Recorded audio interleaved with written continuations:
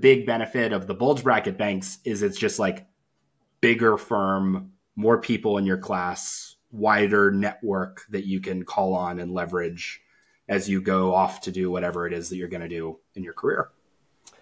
Yeah. I mean, it's interesting. And obviously I'll caveat with like, I can only speak about Guggenheim. So you know way more about this world than I even do because I summered at Gugs and I came back there. So I know the quick benefit list of being at Guggenheim specifically is like, one, it's a private institution. And it's a private institution that was founded by all the guys who were on Bear Stearns when that ship went underwater. And I think people were still talking about that when I was going through recruiting of like, yeah, when you think about risk management, like we saw Credit Suisse go under. Being a private institution run by guys with above average risk tolerance, I would say, is something comforting for me. And it also allows us to be a little more like long-term thinking.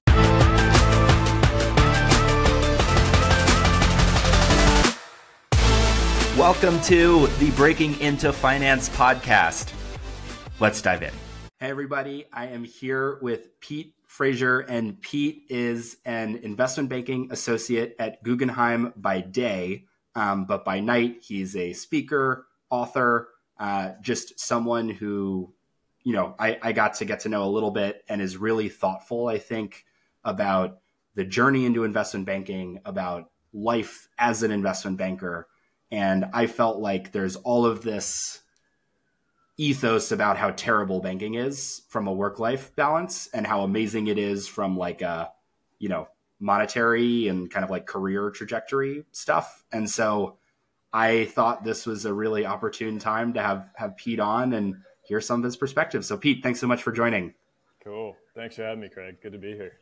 And I want to talk a little bit about some of the stuff you're working on now. But one other thing that I found really compelling about your journey into investment banking is that it was a little bit circuitous. And not only that, but, you know, as you put it, there was a point in time several years ago where the path seemed far, but you started making conscious decisions about what that was going to look like. So I'll tee it up for you. Would just love to hear a little bit about your journey to Guggenheim and where you are today. Yeah. So, yeah, you're right. Circuitous is the right word. The students that I speak to now being on my side of the table are so impressive, so thoughtful. Like, you know, it seems like they've been thinking about how to get to Wall Street since the 8th grade. And they have more mentors than I do when they're like 17 years old. So my journey was as different from that as it could be. I went to undergrad at the University of Illinois, Chicago, right in downtown Chicago. Had a great time there studying mechanical engineering, had kind of no intention of doing investment banking until I remember a conversation that I had with a friend of mine who was in my fraternity, and he was talking about how like cool private equity was. He's like, have you heard of this thing called private equity? Like, it's so sick. He's like, they just buy companies and turn them around and sell them for a lot of money. And he was throwing all the like classic acronyms and all these things that he'd like probably heard on Instagram at me. And I had no idea, but it was the first time I remember where we were. It was the first time I kind of heard about it. And he's like, yeah, the way you get there is you go work in investment banking for a couple of years. And then you get into this sick field of private equity. So I remember kind of putting it in the back of my head of like, oh, well, I've heard that engineering plus an MBA is sort of a powerful combination of degrees to have, especially if you don't want to get stuck in just the technical realm of engineering, which I was very scared of getting pigeonholed. So right after graduation, I got a job with a steel mill in Indiana, a very unglamorous job, which we can talk about. But I was there, and I remember buying the Kaplan GMAT study materials about 2 months after graduation, because I thought, you know, I'm in like peak study mode right now. Let me get the GMAT out of the way. Studied for 220 hours. I remember I tracked all my studying over a series of months. I'm a pretty weak test taker. And I knew I only wanted to take it once. I took the SAT once. I took the GMAT once. So I was like, I'm sticking with whatever I get. So I was lucky enough to get a good score that fall. I ended up kind of going down the path. Well, it was the next year, but anyways, I'm getting sidetracked a little. Went in engineering, took the GMAT. Throughout the job, I discovered kind of this interest in finance through my exposure of kind of going into operations, owning my own P&L a little bit, being able to see like, oh, if I tinker with these things on the operations side, I can actually like impact our financial balance sheet and our P&L. And nobody else cared. That's really what drove me to be like, oh, this is something I should think about, because clearly this isn't like common knowledge. There's a little bit of expertise required here. So developed the interest in finance, ended up applying to business schools with the intention of doing management consulting. I wrote all my essays, I remember, about how I wanted to do management consulting for a couple of years at like an MBB, and then go work for this in-house arm at KKR called KKR Capstone. Yeah. Close to your heart. Yeah, exactly. It fascinated me, and obviously was hearkening back to the 20-year-olds being like, oh, private equity's sick. So I was into this sick private equities app. Anyways, met the bankers, was seduced by everything the bankers are saying about investment banking. And I've been at Guggenheim for 1.5 years since graduating from the MBA. So, yeah. I want to ask a little bit about the MBA program selection process. So you went to Cornell Johnson, and I guess the first question is, how did Cornell kind of pop up on your radar? Why Cornell, and how do you feel like Cornell prepared you for, investment banking interviews from a network perspective, from an education perspective? Yeah. I came into the MBAs I came in with the perspective, which I'd kind of read online and started to speak to people about, which was, if you want to go into investment banking, you should look at only schools where like the best banks recruit at. And so that limited the list right away to kind of the top 15, I would say. And Cornell, when I applied, was like right on that line of top 15. They were probably like 25 on some lists. But I was looking at UNC, Chapel Hill, and I wanted to be on the East Coast. That was kind of my other metric. So East Coast recruits IB. And I applied to 4 schools: Darden, North Carolina, Columbia, and Johnson. And I was fortunate enough to get a scholarship to Cornell, which made the decision very easy. I think in terms of preparing, Johnson is a very hand-holdy process. Like, we really rep, and I served on the e-board of the investment banking club, and we really represent, like, we want to take somebody who just heard about investment banking before they showed up to this meeting and prepare you in 3 months to be able to like crush a super day at any bank. I found that process to be true for me, and like, I didn't know how to do accounting when I got into business school. So I serve as a good case study of, I think they do a really good job with career pivoters. Nice. And yeah, I think that tracks with my intuition as well, as for MBA, investment banking associate recruiting, the banks like to spread around where they take people from, but not so widely. So I think that like top 15 is sort of like, in a lot of ways, they're all equal from a likelihood of, getting an investment banking job. Mm-hmm. And then, as you start to go below that, then you start to get maybe less likely that every bank recruits there. It might be some, it might be a mix. And I think that, so I obviously had investment banking experience pre-MBA, but a little bit of my like observing peers perspective at Wharton is, I think they were not quite as handholdy on that, honestly. Mm-hmm. Like, I think there was a lot more of like if this is what you want to do. And by the way, like, it's what like a quarter of the class wants to do. It's like a lot. I do think it was a little bit more like, we have the student club that like sort of helps with this. We'll bring in some resources maybe. And then there's like accounting coursework, corporate finance coursework, but it sounds like Johnson might've been a little bit more hands-on in that prep. Oh, Johnson is like hilariously hands-on. When you think about kind of what you're dealing with, like, it seems very normal when you're in the process, but then you look back and you're like, I'm dealing with people who are like potentially 7 years into their career, and I'm telling them exactly what bullets they should have on their resume. Yeah. I'm telling them exactly how to write an email like a 3-sentence email. Yeah. And you're like, oh my God, you had like what time they have to send it. Like every piece of the process has That's been awesome. done the same way for 10 plus years. So. Great. So we fast forward. You're at Cornell. You've done this investment banking recruiting. Through that process, I'm sure you got to know a number of different banks, some bulge brackets, some boutiques. I'd love to hear kind of your perspective now, not necessarily Guggenheim specific, although you're welcome to do that if you want to, but more just kind of like, what are the pros and cons of working at a bulge bracket bank versus a boutique? Yeah. I apologize if I sound like I'm touting the company line here, because I always, I feel like I can't be genuine when like giving a why Guggenheim anymore. I've just like heard it said too many times.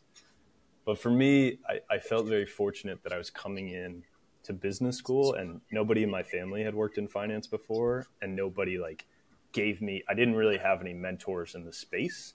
So it was all fresh. And that was helpful because like, I didn't know what a league table was. I didn't care what a league table was. Like when a company asked me like what deals they were on, I'd like maybe check their website, but I didn't know the difference between a 20 billion and a $200 million deal.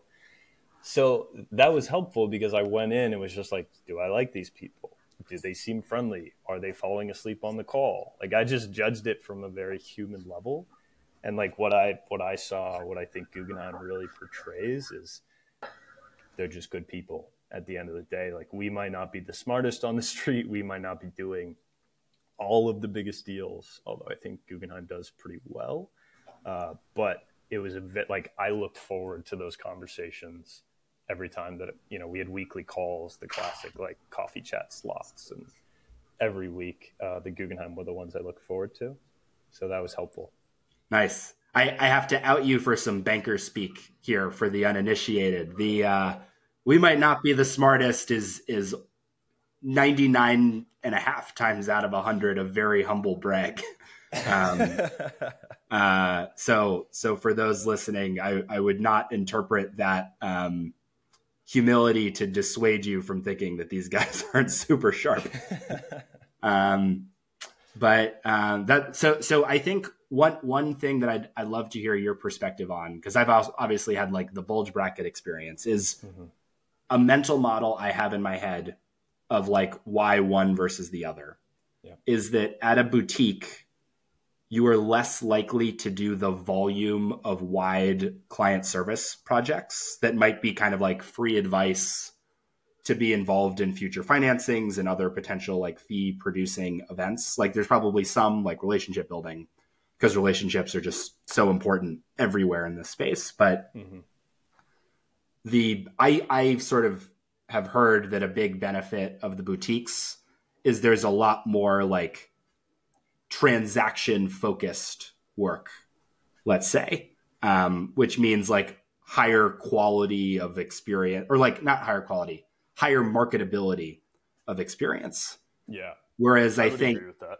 Okay. And then I think like the big benefit of the bulge bracket banks is it's just like bigger firm, more people in your class, wider network that you can call on and leverage as you go off to do whatever it is that you're going to do in your career. Yeah. I mean, it's interesting. And obviously I'll caveat with like, I can only speak about Guggenheim. So you know way more about this world than I even do, because I summered at Gugs and I came back there. So I know the quick benefit list of being at Guggenheim specifically is like, one, it's a private institution. And it's a private institution that was founded by all the guys who were on Bear Stearns when that ship went underwater. And I tell people all the time, like now that the analysts who are recruiting like don't even know what Bear Stearns is, which I think is fun. Like they were born, some of them after the global financial crisis, which is crazy to me. But that was so impactful. And I think people were still talking about that when I was going through recruiting of like, yeah, when you think about risk management, like we saw Credit Suisse go under, and it was just like unimaginable 10 years ago. And it comes down to like risk management and kind of tolerance for these sort of things. And being a private institution run by guys with above average risk tolerance, I would say, is something comforting for me. And it also allows us to be a little more like long-term thinking. I obviously am not in the room when they make the 10-year decisions of where the firm is going, but I like to think that, a good example of that is when we merged with Milstein and Co., the restructuring firm. And now, like, I would say 60% of our deals plus are restructuring focused, and they're being led by our capital advisory team. And, when we acquired that company, or I forget if we acquired or merged with them, 8 years ago, nobody was talking about restructuring and nobody cared. So that's an example of that. But yeah, I think largely I'd agree with your point of it's a smaller team. A lot of the boutiques are like less than 1,000 bankers across the world.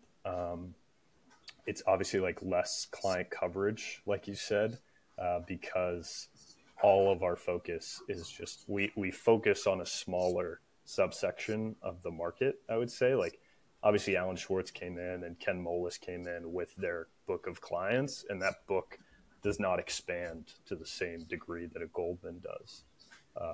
So yeah, we're just kind of attacking.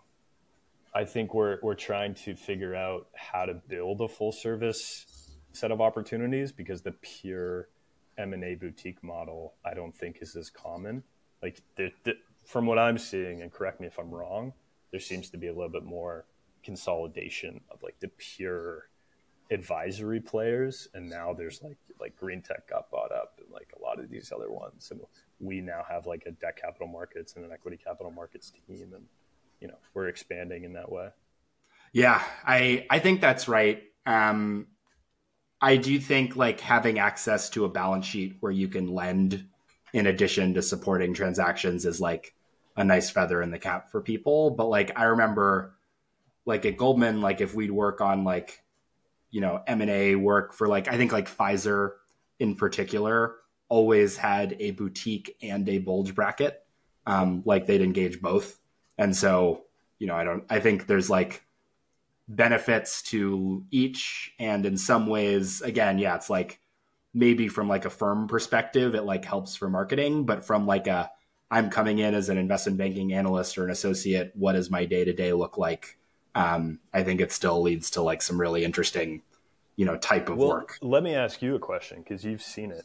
One of the things that we talk about, or we sort of say as a selling point, is like, we have leaner deal teams at boutiques. And the benefit of a leaner deal team is you get more exposure. Like as an associate, I'm doing the modeling a lot of the time.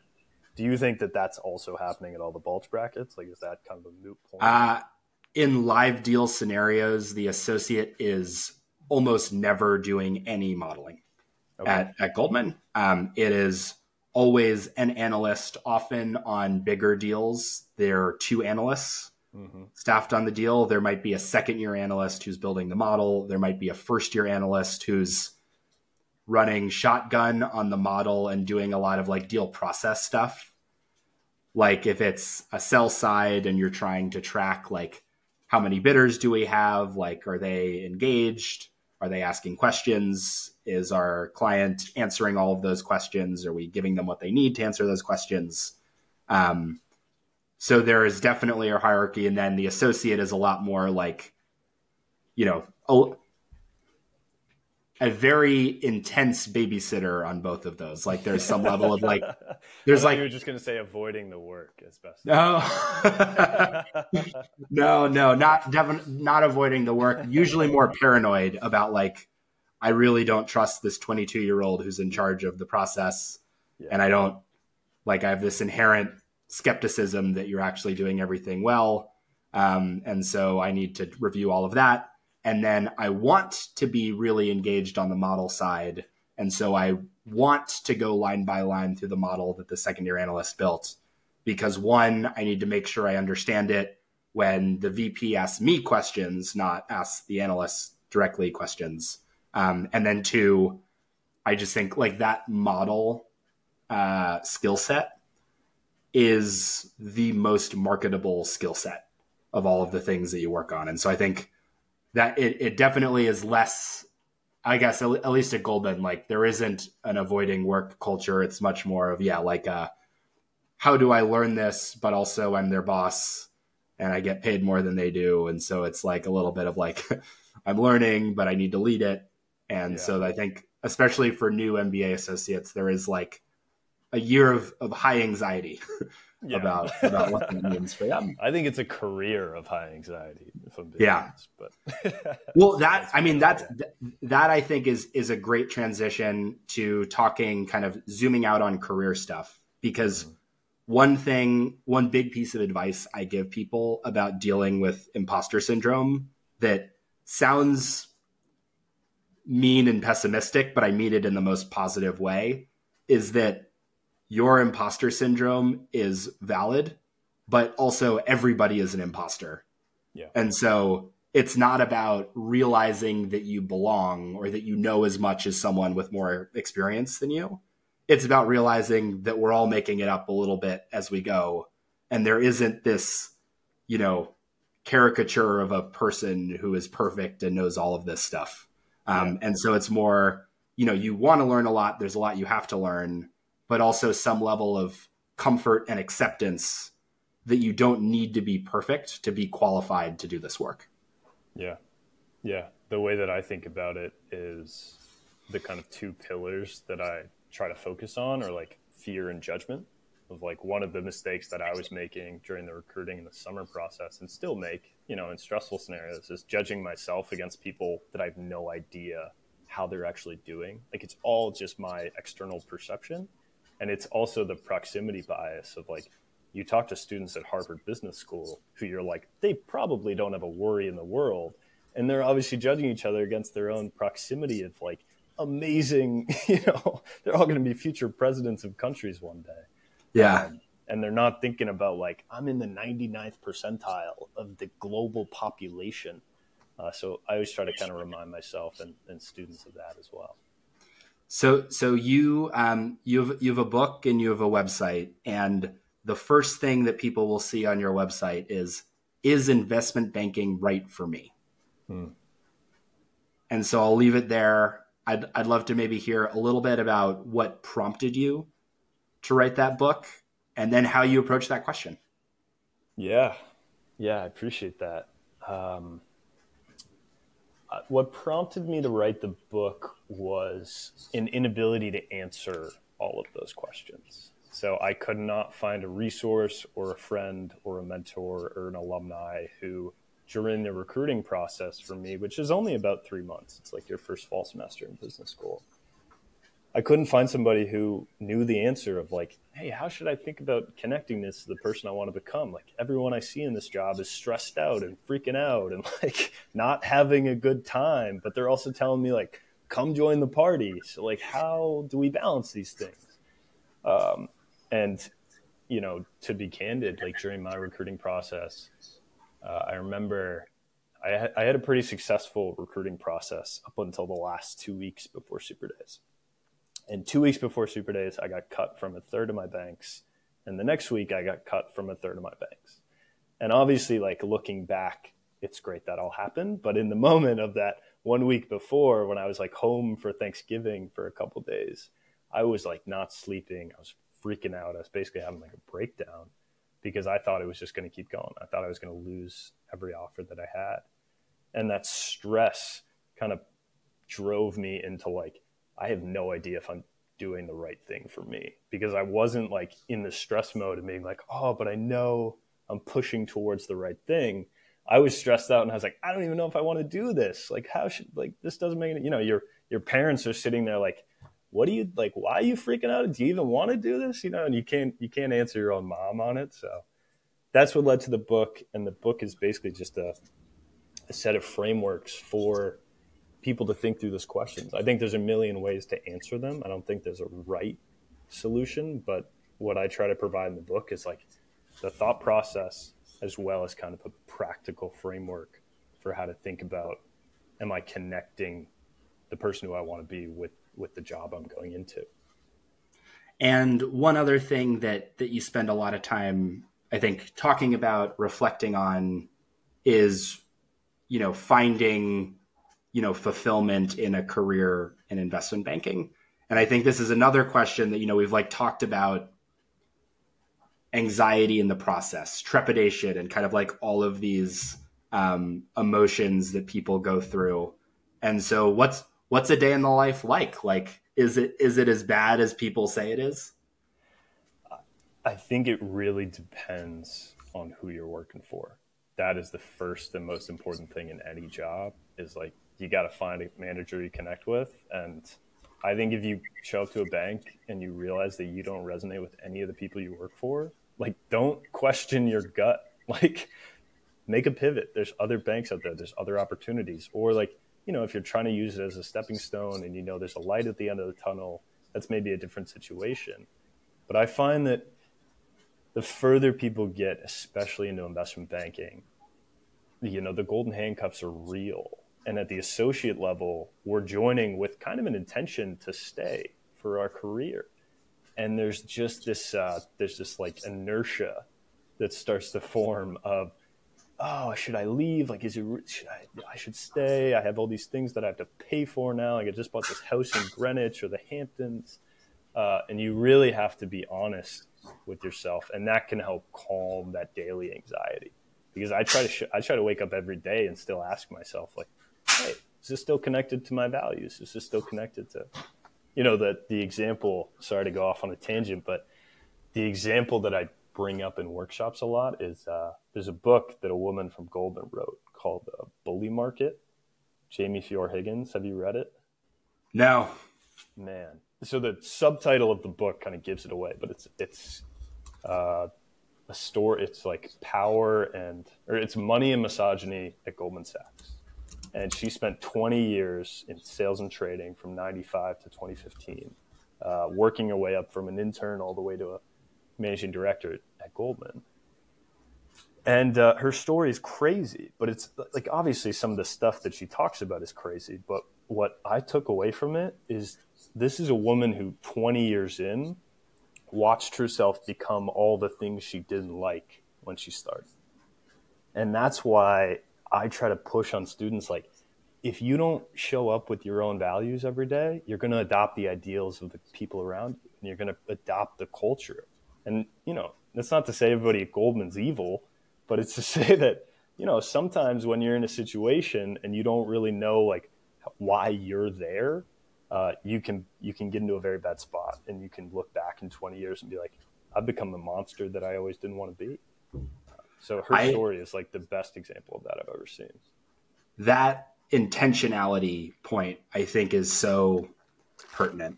And as the Goldman homer, I have to